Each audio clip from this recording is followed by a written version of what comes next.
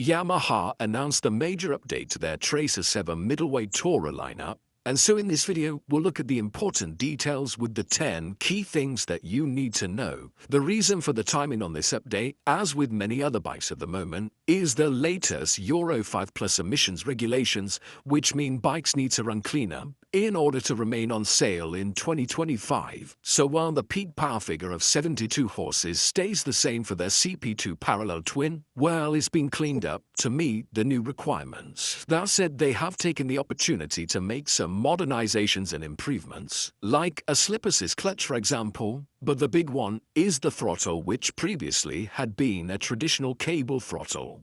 Now though, it's their electronic ride-by-wire system called YCCT, or Yamaha Chip Control Throttle. This follows on from other bikes on the CP2 platform like the super popular MT-07 Naked and the Tenere 700 adventure bike. In fact, I just got done reviewing the T7 and I really liked the new throttle action, being super smooth, no choppiness on and off, and so I'd expect the throttle on this new Tracer to feel exactly the same. On top of that though, what it does open up is the ability to give the bike a number of different throttle maps and also traction control, which might not seem like a big deal as it's on most bikes now, but it wasn't on the last generation of Tracer 7. Now both are managed through 3 riding modes, one called Sport, another called Street, and a third being a custom slot, and here you can choose from 3 different throttle maps for varying levels of responsiveness, and 2 settings for the traction control intervention,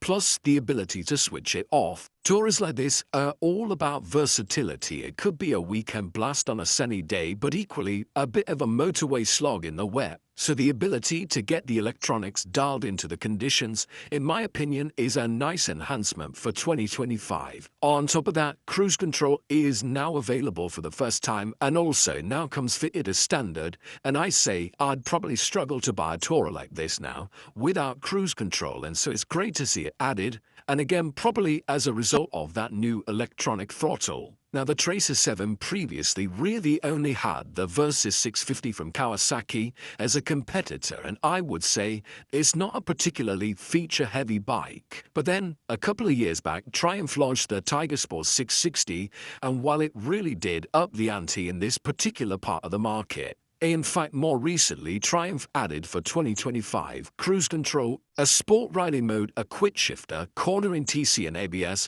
and Bluetooth connectivity, all as standard now on the Tiger Sport 660 and for a similar price, so really, the Tracer had to up its game to stay competitive, and to be fair, they've done just that. In fact, having ridden all 3 bikes back to back, I can say one of the areas in which the Triumph really did outclass the competition was the handling, but to be fair, again for 2025, it does seem like Yamaha have tried to address this with numerous chassis updates, and so I'm now expecting this to be a quite closely fought battle. The steel backbone frame, for example, has been made more rigid, while the swing arm has been lengthened by 40mm in order to offer better stability. The 41mm upside-down fork is updated and has 18 levels of rebound adjustment. The brakes are now radially mounted for a bit of a crisper feel, and tires come from Michelin with their Pilot Rose 6 GTs, which should be the perfect all-rounder for a bike of this nature. Now comfort, of course, is a massive factor on a tourer, and pretty much every part of the rider triangle has been somewhat optimized. Perhaps the biggest change is the bar position, with them now sitting 30mm higher and 25mm wider, but also the seat with 20mm of adjustment is set to be grippier, yet sculpted at the same time to allow for easier movement should the rider want to feel a little more agile on the bike. Now the Tracer 7 also comes in a GT spec, which gets a slightly more touring-friendly setup, and this one gets a seat with thicker cushioning for a touch more comfort when you put in the big Mars in. And you've also got rubber inserts in the foot pegs for both the rider and passenger to soak up a little bit of the vibes. On top of that, that GT version also gets a significantly updated windscreen, bigger by 90mm for more wind protection, but also adjustable through 60mm of range to ensure you can get it dialed to the conditions or your particular height.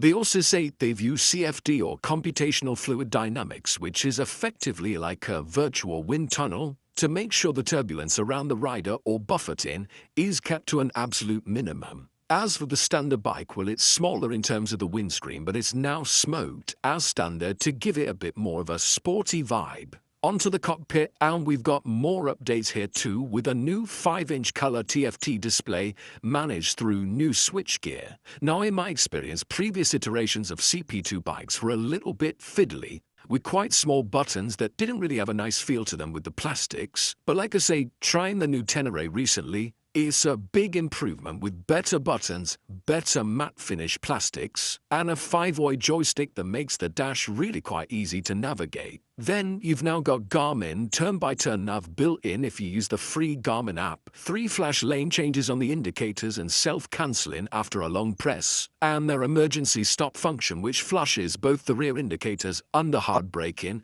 hopefully to avoid anyone running into the back of you. Now, you say generally the looks are fairly similar in terms of the overall form, but you can see in the details it's being sharpened up quite a bit, predominantly with the new headlight, which personally I say does give it now quite a nice looking front end. Yamaha call it a compact forward motion design, and you can kind of see what they mean if you look at it from the side, with an aggressive sporty look that kind of pinches towards the headlight. Now, I think it's fair to say that Yamaha don't always get the looks right. The MT Nakeds, for example, always seem to split opinion. But in my eyes, this one's a decent looking bike, and also along with the new bodywork, there's a new tank shape, and it's actually a little bit bigger, at 18 litres to the previous gen's 17. For paint, well, you've got a red and a black for the base bike, while the GT comes in that Icon Performance, which is silver and blue, but then also, again, a stealthy black option. Onto the price, and the standard bike comes in at £8,804, whereas the GT is a little more, at $10,104. Now, to be fair to Yamaha, that's pretty much the same price as 2024. In fact, the base model is £16 cheaper. And as for the competition, well, the Tiger Sport from Triumph now starts at $8,995, whereas the Versys is about £1,000 cheaper, starting at £7,899. To be honest, the Versys is probably the least appealing on the engine front, and also probably the simplest in terms of features. And the chassis spec is looking the most simplistic now too. And I do believe it's the weightiest of the bunch, so perhaps it's no surprise that they've decided to compete on price. The Tiger though, well, it's really quite well spec'd with features, and also the triple engine might be tempting to some. But I will say, looking at the Tracer now, it does look like it's going to come much closer in terms of tech, potentially the handling too, and so it looks like they're both going to be worth a demo before you decide to pull the trigger on either, although I will confirm that once I've had the chance to ride this new Tracer. As for the standard bike versus the GT, which is another potentially tricky buying decision,